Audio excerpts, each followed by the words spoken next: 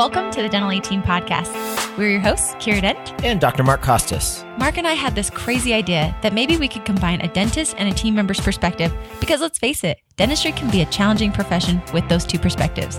And Dental 18 podcast was created. I'm a practicing dentist, a multiple practice owner, a dental performance coach, and the founder of the Dental Success Institute. I've been a dental assistant, treatment coordinator, scheduler, biller, office manager, current practice owner, and international dental consultant. Mark and I don't just understand you, we are you. Our goal is to positively impact the world of dentistry by sharing our lessons learned from the road in hundreds of dental offices. Two perspectives, one mission, to help dental professionals reach their full potential. Welcome to the Dental 18 podcast.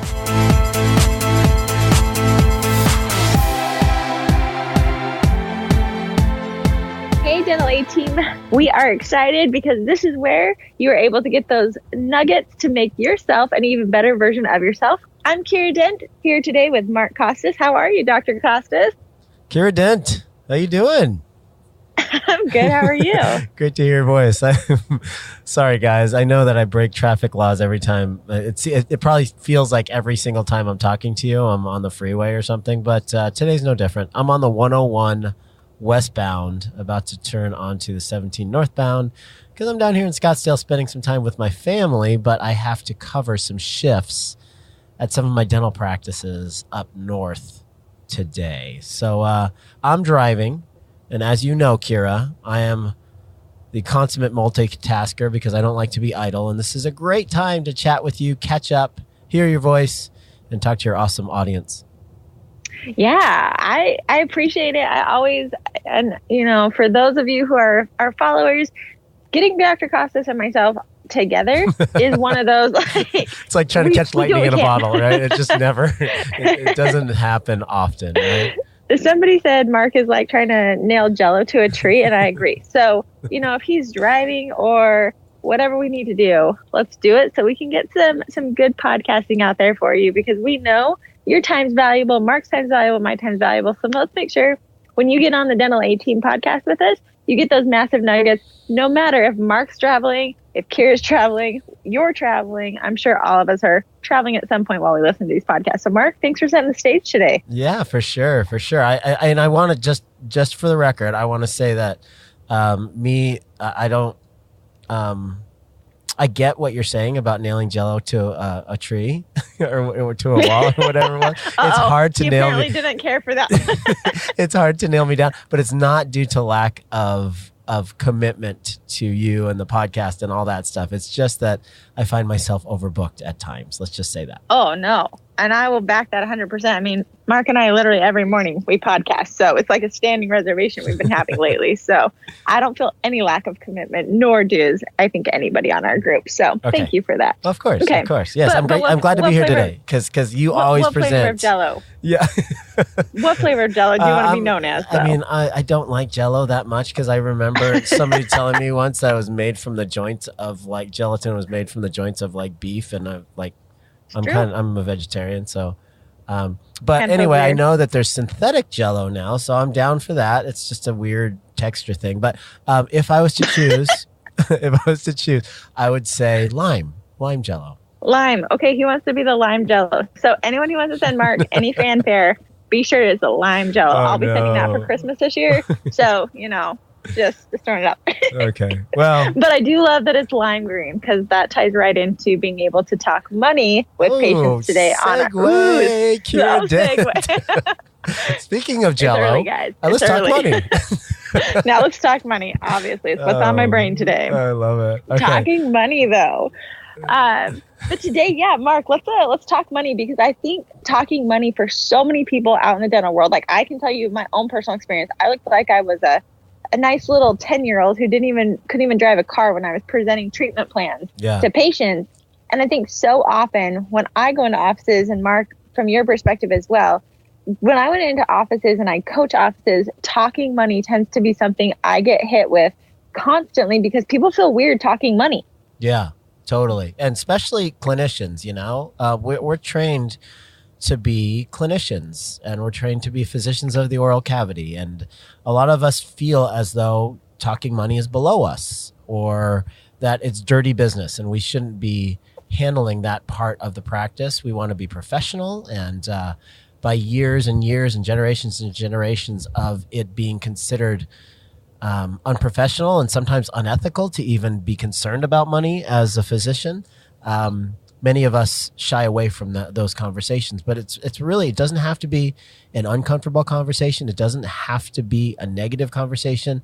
The bottom line is the practice is a living, breathing organization, and it gets fed by money. So whether or not you want to handle that dirty business, the reality is if there's no money flowing through the practice, if there's no profit, the organism, this thing that you support and feeds all of the people in your organization, will die. It will wither and die. So this is such an important conversation, such an important concept, such an important philosophy that you have to adopt as far as how you deal with these conversations.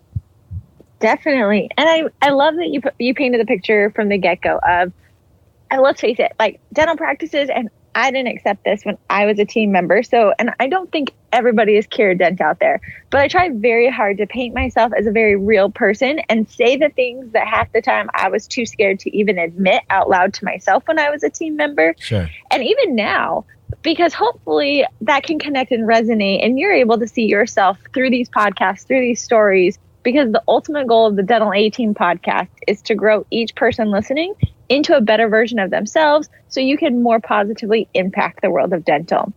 So with that mindset, I remember I didn't even think of the dental practice as a business when I was a team member.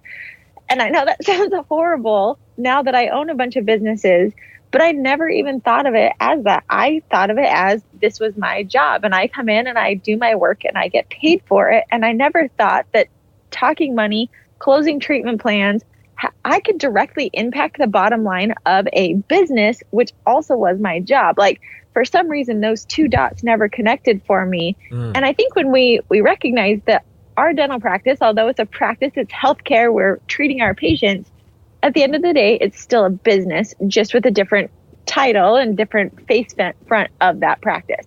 Yeah. So if you can wrap your mind around the fact that it is a business that's not bad, that's where I wanted to talk money, because talking money, recognizing our dental practice is a business, is not bad.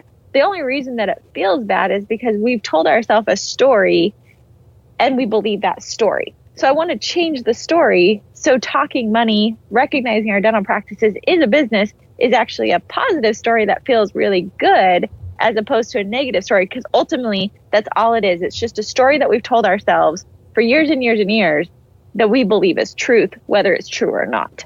Yeah. Can I reflect just from a doctor's perspective? Because I know this is geared towards the team, and you're really good at pulling out the doctor's perspective out of me.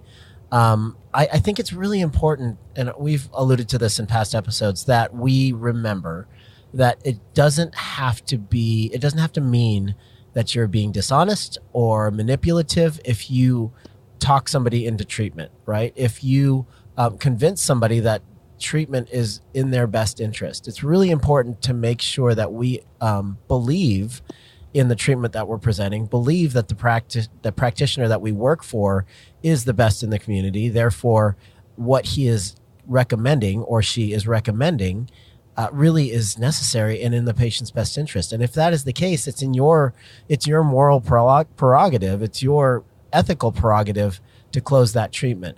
And you know what? That means that cash is going to flow through the practice, and it doesn't make it a bad thing.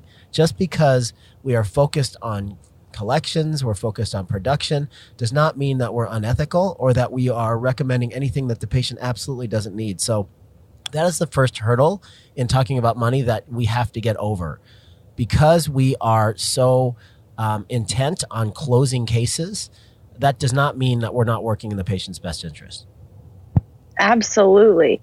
And I love that you bring that up, because that was really something I had to get over as a team member. So, and I love this podcast so much because I love hearing Mark's side, and these are not scripted. So I learn as I talk to Mark from a doctor's perspective, and then also from the team's perspective, because there was one doctor in my whole career that I worked for that I felt was unethical. And I did not work for that office for very long. I quit that job very quickly because I couldn't close cases. I couldn't tell patients to get treatment done because I just felt bad about it. Yeah. And you didn't believe in it, right? You didn't believe in him. No, not at all. And I would like read notes of how treatment had been done so poorly, and I just could not wrap my mind around it. And so with that said, like, I think what I should have done, and will be a challenge for any of you out there, if you see things that you don't agree with ethically, like, be willing to have that conversation with your doctor. I never went to my doctor and said, hey, I'm reading these like notes where it says we have XYZ and patients coming back for pain, and like, I saw a root canal that was just left wide open. And like, for me, I've never been taught that that's okay. Like, we can't just leave a patient without putting anything in there, like wide open canals. Yeah. Like, that to me, I'm really struggling with, because I want to recommend you to all these patients. Can you help me understand your perspective? Because ultimately they can have a reason that I might not know. And if I can get behind them, by all means, I want to believe that I work for the best dentist ever. Because if I can believe that, I can convince anybody anything. I just have to believe in it and know for certain that my doctor is providing the best dentistry. So if you have questions with your doctor to where you feel like, I can't present this treatment, or I don't want to close cases or recommend my doctor for these things, have that conversation with your doctor in a very professional and kind manner. Like, Mark, from your perspective as a doctor, would you rather me as a team member come have that conversation with you, or would you rather me just quit and find another job? Oh, absolutely. Please talk to me. I mean, we have an open door policy at our offices about that, just that thing. I mean, we have the organizational chart and everybody goes through the regular channels. But if somebody has a problem ethically or personally and they just want to chat with me, I always have an open door policy. And I would really, really prefer somebody just to call me out, straight call me out, if they didn't think the work that I was doing was clinically superior or clinically acceptable, for sure. And there's probably a logical explanation for all of it. Or, maybe I had a bad day. Maybe I missed decay. I would love to know if you're noticing something from a clinical perspective if I'm falling short. But, of course, there's a time and a place. Like, if somebody says in front of a patient that, hey, check out the distal lingual cusp there, that you left some decay underneath the amalgam or something. That's that not makes the right, my skin crawl. That's not the right time. But but there should be always permission to speak freely when it comes to clinical stuff, for sure. Definitely. And thank you for that, because I know I was always a little intimidated. So let's give our audience, Mark, a quick snippet of how that conversation could go. I'll be the team member, you be the doctor. Okay. I saw something. Please, please, please never say it in front of patients. Just like you'd hope your doctor wouldn't talk negatively about you in front of a patient. I believe that there should be a standard of excellence, that in front of patients, we put our best foot forward, because ultimately everybody's showing up to the job, putting their best foot forward. But we're also human beings and we're on a team. So let's work together as a team. So patient is not there. Maybe it's at the end of the day. You pop in. I'd say, hey, Mark. I'd actually say Dr. Costas, because I'd feel super weird calling you Mark if we were in a clinical setting. Mm-hmm. But I'd say, like, hey, Dr. Costas, do you have a second that I could ask you some questions from today? Sure, of course, always.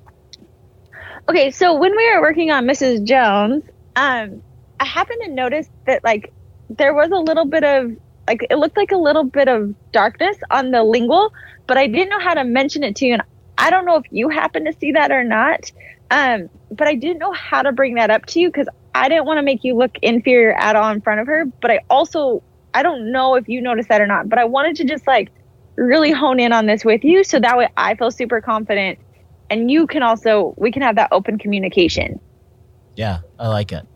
So I would probably do something like this, and this is just my style. I would always try to start with something positive when I'm about to have an uncomfortable conversation. I would say something like, Dr. Costas, hey, thank you for taking the second to talk to me about this. First of all, I got to tell you that I love working here, and the reason that I love working here is because you're clinically just so superior and kind to the patients, and I feel like I am super confident referring my grandma, my friends and family to this office, just because I know that you're an ethical person and that you were such a superior clinician. I would start with something like that. And I love that. That is 100% amen. Yes, because starting with the positive, Mark's barriers are already down. Like, he knows I'm on his team. I'm not coming in attack mode. He knows I'm on his team. I'm already there behind him 100%. And then I would say something like, and look, Dr. Costas, I mean, I'm a dental assistant. I've been doing this for 15 years and I've seen pretty much everything, but I'm not a doctor. So I know that I'm not legally able to diagnose, but I just want to let you know that on Mrs. Jones, I saw that you might have left a little bit of decay, or, maybe I'm wrong. Is there a reason that happened? Or, I just wanted to bring it to your attention if something happens with this tooth in the future. Nobody's perfect, and I'm not judging you in any way. I just wanted to let you know that from my angle, I could see that. And I was wondering, is there like something some code word or something that I could write down or something nonverbal that I can alert you if I see something that you might not be able to see from your perspective? That's what I would say.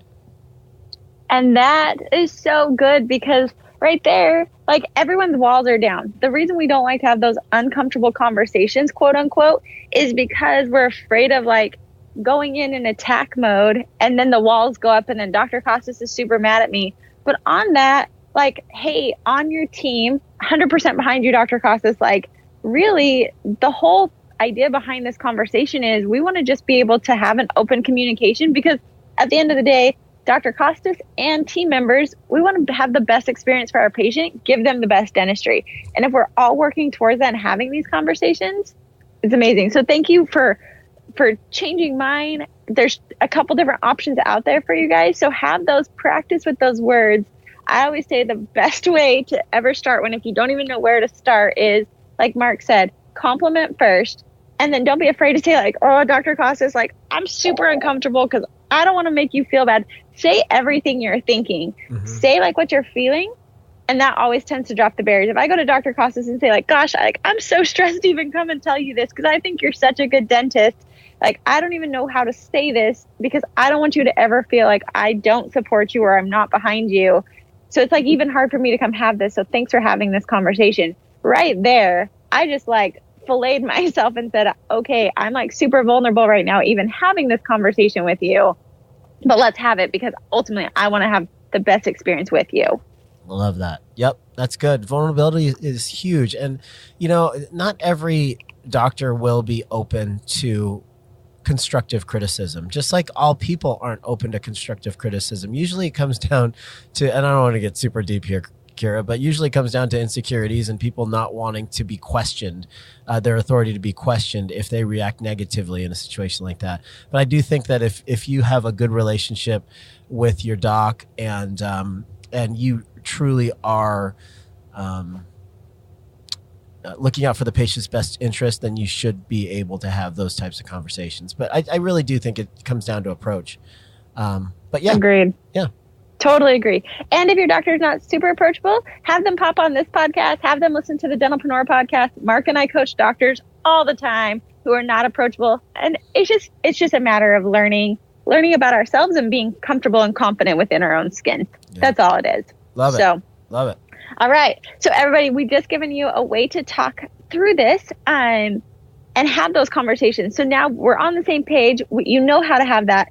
Now we're totally confident behind our doctor. We now can 100% talk money. And that, I believe, we should have as episode number 2. That way you guys on this one had more of the how to have an uncomfortable conversation with your doctor. And then on the next one, we'll actually follow up with how to talk money. Dr. Costas, any last remarks on uncomfortable conversations that can be positive? No, but I will quote one of my favorite quotes by Tim Ferriss. I listen to his podcast all the time, and we use this. This is a mantra in our mastermind group, and it is: your level of success is directly dependent on the number of uncomfortable conversations that you are willing to have. In fact, we have it on T-shirts and mugs. That's how important we think that it is to be able to have uncomfortable conversations. It's part of being a leader. It's part of being a great team member. And it's not going to hurt you. Uncomfortable conversations are just part of life. You just have to get used to them and don't see them as conflict, but as a way to get to the other side of whatever challenge you're facing. Oh, I love this. And I know we're going like so much deeper than we had originally anticipated, but like Mark told me that 2 years ago. And I feel like I have listened to that and I have thought about it. And honestly, I've actually added my own little like asterisk to it because I believe your happiness is also dependent on these uncomfortable conversations you're willing to have. Yeah. If you're willing to like put yourself out there and have these, and that's another topic that I want to go into at another time of, it's not confrontation, it's just conversation. And it's all literally dependent on how you use your words, how you talk to other people, how you come across. It doesn't have to ever be confrontation. It doesn't have to be uncomfortable, but I think the whole practicing it is what makes it not uncomfortable, getting into that comfortable space. But oh gosh, Mark, that was a really, really solid note to end on. So thank you for that. No problem, Kiera. All right. We pulled off another episode without me crashing. I love it. Oh, done and done. All right, Dental 18 podcasters, another episode with Kiera Dent and Mark Costas. And that wraps it up for another episode of the Dental 18 podcast. Thank you so much for listening, and we'll talk to you next time.